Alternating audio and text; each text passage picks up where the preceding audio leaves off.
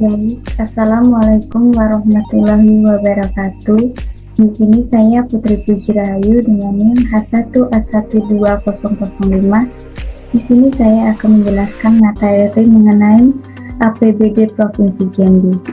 Baik, di sini saya akan menampilkan materi yang akan saya jelaskan.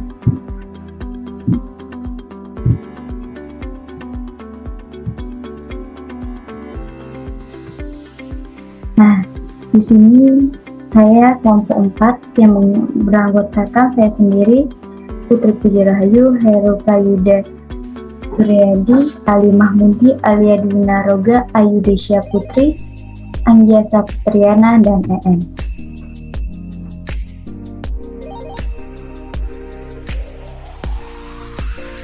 Nah, di sini saya akan menjelaskan mengenai pengertian APBD. Pengertian APBD adalah rencana keuangan tahunan pemerintah daerah yang dibahas dan disetujui oleh pemerintah daerah dan DPRD, serta ditetapkannya dengan peraturan daerah. APBD merupakan instrumen kebijakan yang utama bagi pemerintahan daerah. Anggaran daerah juga digunakan sebagai alat untuk menentukan besar pendapatan dan pengeluaran. Selain itu, membantu pengambilan keputusan dan perencanaan pembangunan serta orientasi pengeluaran di masa-masa yang akan mendatang.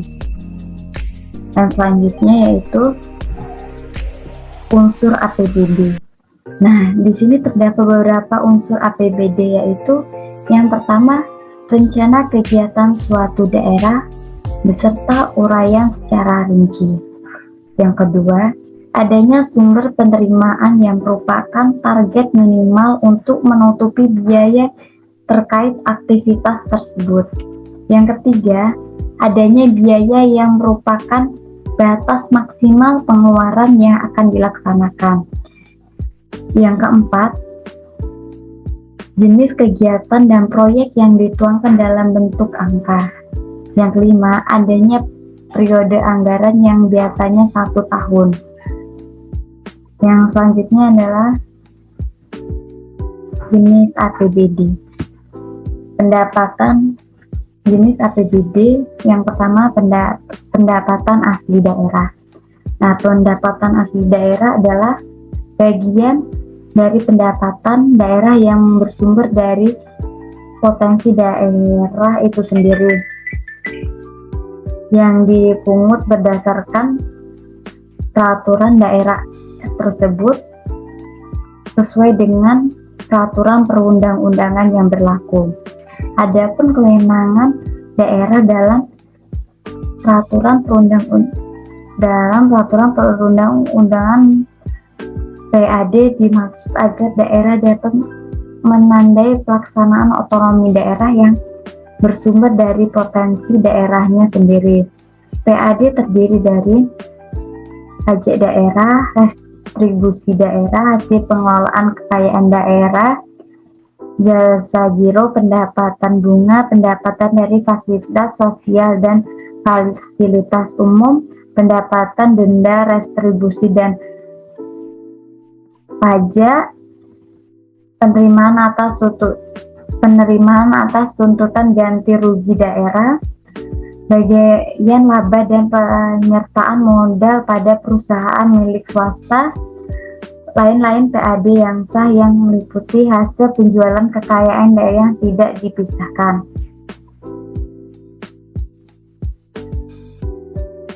Dana perimbangan meliputi dana alokasi umum, dana bagi hasil, dan dana alokasi khusus. Pendapatan lain-lain yang sah meliputi pendapatan hibah, pendapatan dana darurat, pendapatan bagi hasil pajak provinsi kepada kabupaten atau kota, dana penyesuaian, dan dana otonomi khusus. Sumber pendapatan maupun juga penerimaan daerah berdasarkan Undang-Undang Nomor 32 Tahun 2004 Pasal 157. Yang selanjutnya adalah fungsi APBD. Di sini APBD memiliki fungsi yaitu membantu pemerintahan daerah untuk mencapai tujuan fiskal, meningkatkan pengaturan atau juga koordinasi tiap bagian yang berada di lingkungan pemerintah daerah, menciptakan efisiensi terhadap penyediaan barang dan jasa, menciptakan prioritas belanja pemerintahan daerah. Nah, berdasarkan Pramendagri nomor 13 tahun 2006, APBD memiliki beberapa fungsi, yaitu yang pertama fungsi otoritas, di mana fungsi otoritas ini melalui APBD, pemerintah daerah dapat melaksanakan pengelolaan anggaran daerahnya pada tahun yang bersangkutan secara mandiri. Nah, yang berikutnya yaitu fungsi perencanaan. Dalam fungsi perencanaan ini, APBD dapat menjadi pedoman bagi pemerintah daerah dalam merancangkan kegiatan-kegiatan pada tahun yang akan berlangsung. Nah, untuk fungsi pengawasan itu sendiri, APBD berfungsi sebagai pedoman dalam menilai apakah penyelenggaraan kegiatan-kegiatan yang telah dilakukan oleh pemerintah daerah dalam tahun yang bersangkutan sudah sesuai dengan ketentuan dan ketetapan sebelumnya atau tidak. Nah, yang keempat, fungsi alokasi. Di mana fungsi alokasi ini, APBD pemerintah daerah dapat menciptakan lapangan pekerjaan dan mengurangi pengangguran, serta meningkatkan efisiensi dan efektivitas perekonomian di daerahnya, di mana dia menyediakan lowongan pekerjaan bagi mereka yang hanya sekedar lulusan SD, SMP, SMA, atau orang pengangguran, di mana dia mendapatkan pekerjaan dan di situ juga maka pendapatan daerah akan semakin meningkat. Nah, yang kelima, fungsi distribusi. Di mana fungsi distribusi ini, APBD berfungsi untuk menyalurkan dana bagi masyarakat daerah dalam bentuk premi, dana pensiun, dan subsidi. Nah, dalam pelaksanaannya kegiatan-kegiatan APBD tersebut, pemerintah daerah harus memperhatikan reaksi keadilan dan kepatutan. Yang terakhir, fungsi dan stabilitas. Di mana fungsi stabilitas ini, APBD berfungsi sebagai instrumen dalam memelihara serta mengupayakan keseimbangan fundamental perekonomian suatu daerah untuk memenuhi kebijakan fiskal. Nah, adapun di sini tujuan APBD. Nah, tujuan APBD memiliki 5 tujuan, yaitu yang pertama, membantu pemerintah dalam melaksanakan kebijakan fiskal. Yang kedua, menciptakan efisiensi keadilan dalam menyediakan barang dan jasa. Yang ketiga, menentukan prioritas belanja pemerintahan daerah. Yang keempat, sebagai pedoman pendapatan pengeluaran belanja pemerintahan daerah. Yang kelima, meningkatkan transparansi pemerintahan daerah kepada masyarakat dan DPRD. Ini terhadap tahapan rancangan penyusunan APBD. Di sini ada tahapan rancangan penyusunan APBD, yaitu Rencana Kerja Pemerintahan Daerah (RKPBD), Kebijakan Umum APBD, Prioritas Plafon Anggaran Sementara, Rencana Kerja dan Anggaran SKPD, Rencana Perda APBD, Perda APBD. Nah, di sebelahnya ada mekanisme penyusunan APBD, yaitu Rencana Kerja Pemerintahan Daerah, Kebijakan Umum APBD dan PPAS, Pemda, DPRD, Kesepakatan, SE Penyusunan RKA dan SKPD, Satuan Kerja Perangkat Daerah, Rencana Kerja dan Anggaran.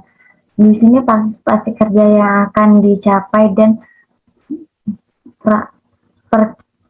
perkiraan belanja, pejabat pengelolaan keuangan daerah, serta perencanaan peraturan daerah RPD tentang RAPBD. Nah, selanjutnya mekanisme penyusunan APBD. Mekanisme penyusunan APBD tahapan pertama. Dalam tahapan ini, pemerintah daerah merancang dan mengajukan rancangan APBD dalam kurung RAPBD lengkap dengan penjelasan dan dokumen-dokumen pendukung. Di sini APBD ini biasanya berlangsung pada minggu pertama bulan Oktober pada tahun sebelum pelaksanaan anggaran ditetapkan. Dalam tahapan kedua, DPRD akan meninjau dan membahas RAPBD bersama dengan pemerintah daerah. Kemudian akan memutuskan apakah DPRD menyetujui atau tidak menyetujui atau tidak menyetujui RAPBD yang telah dibuat oleh pemerintah daerah tersebut. Keputusan DPR ini harus diambil selambat-lambatnya 1 bulan sebelum tahun anggaran yang berkaitan dilaksanakan. Bila DPRD menyetujui RAPBD yang sudah disusun oleh pemerintah daerah, maka RAPBD ini akan ditetapkan sebagai APBD melalui peraturan daerah. Namun bila RAPBD tidak setuju, pemerintah daerah dapat menggunakan APBD dengan jumlah maksimal sebesar anggaran pendapatan pada tahun sebelumnya. Dalam tahap terakhir, APBD yang telah ditetapkan melalui peraturan daerah akan dituangkan dalam keputusan gubernur, wali kota, atau bupati yang berisi mengenai penjelasan lebih detail mengenai ketentuan pelaksanaan. Kebijakan umum APBD. Nah, di sini proses penyusunan KUA adalah sebagai berikut. Kepala daerah berdasarkan RKPD menyusun rancangan kebijakan umum APBD dalam kurung RKUA. Penyusunan RKUA berpedoman pada pedoman penyusunan APBD yang ditetapkan oleh Menteri Dalam Negeri setiap tahun. Sebagai contoh, untuk bahan penyesuaian APBD tahun 2007, Menteri Dalam Negeri telah menerbitkan Permendagri nomor 26 tahun 2006 tanggal 1 September 2006 tentang pedoman penyusunan anggaran pendapatan dan belanja daerah tahun anggaran 2007. Kepala daerah menyampaikan RKUA tahun anggaran berikutnya sebagai landasan penyesuaian RAPBD kepada DPRD selambat-lambatnya pertengahan bulan Juni tahun anggaran yang akan berjalan.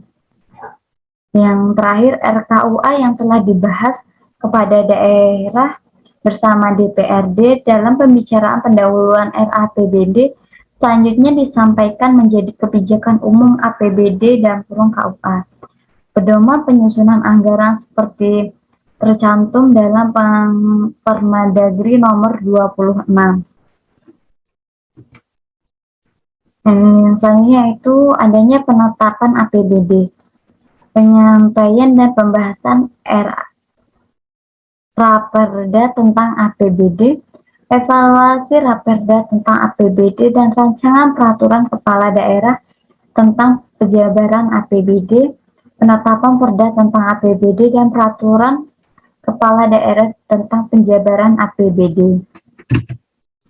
Ringkasan APBD Provinsi Jambi 2019, jenis dana pendapatan asli daerah, jumlah dana adalah 364.142.139.000. Dana perimbangan berjumlah 1.134.716.598.000.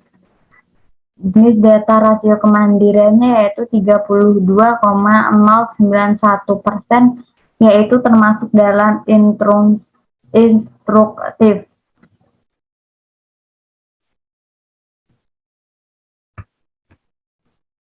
Ringkasan APBD Provinsi Jambi 2020.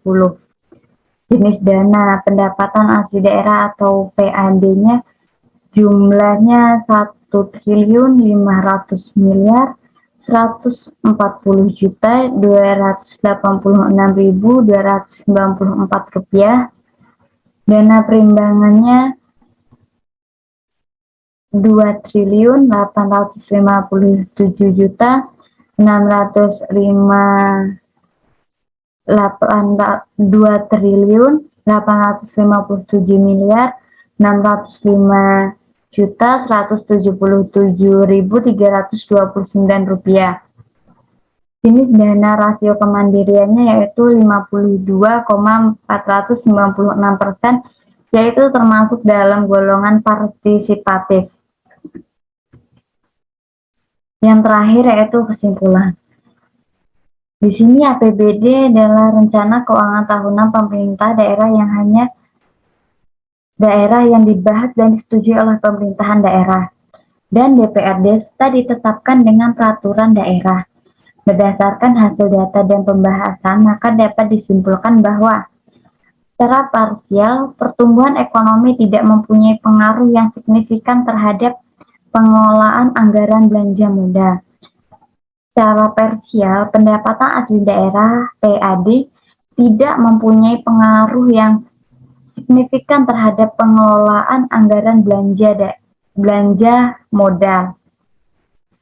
Yang terakhir, secara statistik variabel pendapatan asli daerah atau PAD berpengaruh signifikan dan positif terhadap belanja daerah di provinsi. Hal ini berarti semakin tinggi pendapatan asli daerah yang dapat dihasilkan oleh pemerintahan daerah, maka semakin besar alokasi dana yang digunakan pada anggaran belanja daerah kabupaten atau kota di Provinsi Jambi.